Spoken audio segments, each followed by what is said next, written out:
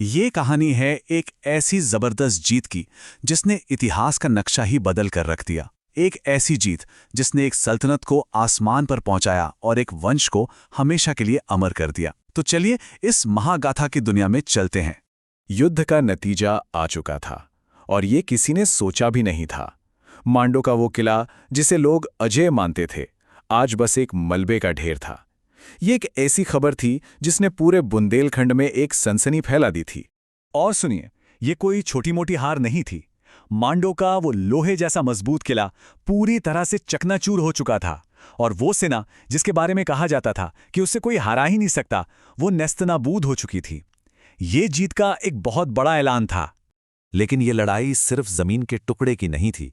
नहीं, ये थी इज्जत की लड़ाई, ये थी इंतकाम की लड़ाई। दक्षराज के बेटों ने, आल्हा और ऊदल ने आज अपने पिता की मौत का बदला ले लिया था। उनकी वो कसम आज पूरी हो चुकी थी। और जीत के साथ पता है क्या वापस आया? वो खजाने जो चंदेलों की शान हुआ करते थे, बेशकीमती नौलखा हार, मशहूर पपीहा घोड़ा और वो ताकतवर पंचशावद हाथी। ये सिर्फ चीजें नहीं थीं, ये चंदेल वंश की खोई हुई इज्जत की वापसी का सबूत थे। लेकिन एक तरफ जहां मैदान में जीत का जश्न था, वहीं दूसरी तरफ महोबा के दरबार में अंधेरा गहरा रहा था। जीत की इस खबर ने किसी के दिल में खुशी नहीं बल्कि नफरत और जलन की एक नई आग जला दी थी। अब सवाल ये उठता है कि इतनी बड़ी जीत से आखिर दुखी कौन हो सकता था? ऐसा कौन था जिसे अपने ही राज्य की तरक्की से जलन हो रही थी? और वो शख्स था माहिल, राजा परमाल का साला। उसकी सालों की उम्मीदें, उसकी सारी साजिशें एक झटके में मिट्टी में मिल गईं। वो बनाफरों की कामयाबी से जलता था और चंदेलों को बर्बाद होते देखना चाहता था। तो ये जीत उसके लिए एक पर्सनल हार थी। तो अब माहिल ने एक बहुत ही खतरनाक चाल चली। पहला कदम, जितनी तेजी से हो सके महोबा पहुंचना। दूसरा, चेहरे पर झूठा दुख और आंसू लेकर दरबार में घुसना। और तीसरा, एक ऐसा जहरीला झूठ बोलना जो पूरे शहर में मातम फैला दे। और यहीं से कहानी का सबसे ड्रामेटिक हिस्सा शुरू होता है, जहां माहिल की एक साजिश पूरे महोबा शहर को तबाही और मातम में धकेल देती है। माहिल ने दरबार में पहुंचकर चिल्लाना शुरू कर दिया, सब लुट गया, सर्वनाश हो गया। मांडो वालों ने आल्हा, ऊदल, मलखान सबको मार डाला है और अब उनकी फौज शहर को लूटने के लिए आ रही है। भागो, अपनी जान बचाओ। ये शब्द हवा में जहर की तरह फैल गए और इस एक झूठ ने जो तबाही मचाई उसका अंदाजा लगाना भी मुश्किल है। राजा परमाल तो सदमे में जैसे पत्थर के हो गए। रानी मलहन्ना अपने बेटों की मौत की खबर सुनकर वहीं बेहोश होकर गिर पड़ी और बस देखते ही देखते पूरे शहर में भगदड़ मच गई। हर कोई अपनी जान बचाने के लिए भाग रहा था।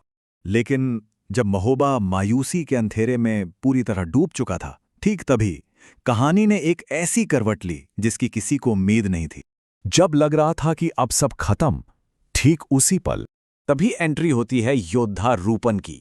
जंग के मैदान से सीधा धूल में सना हुआ, लेकिन अपने साथ मांडो का शाही खजाना लेकर। वो सिर्फ एक सिपाही नहीं था, वो अपने साथ जीत का चमकता हुआ सबूत लेकर आया था।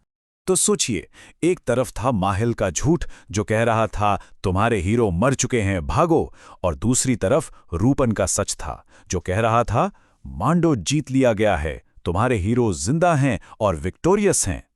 एक ही पल में महोबा की किस्मत पलट गई और सच सामने आते ही मानो एक पल में सब कुछ बदल गया। जहां कुछ देर पहले मौत का मातम था, वहां अब जीत के जश्न का शोर था। लोगों का गुस्सा माहिल पर फूट पड़ा, उसकी साजिश बुरी तरह नाकाम हो चुकी थी। और फिर वो पल आया जिसका सबको इंतजार था।